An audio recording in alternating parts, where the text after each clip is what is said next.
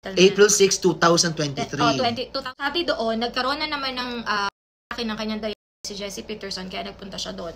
And then, 2 hours before she called her mother. Tumawag siya sa kanyang nanay at sabi niya gusto niya niyang magpasundo.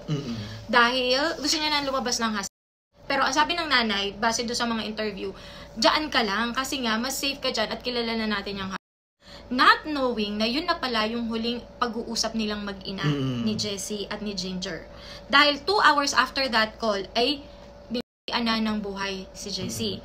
Ngunit, subalit datapwat, nag-check ulit ang kanyang mami sa kanya. Tinawagan niya hospital. Aba, ang sagot ng hospital, there's nobody here by that name. So, ibig sabihin, again, ano sabi? There's nobody here by that name. Anong reaction?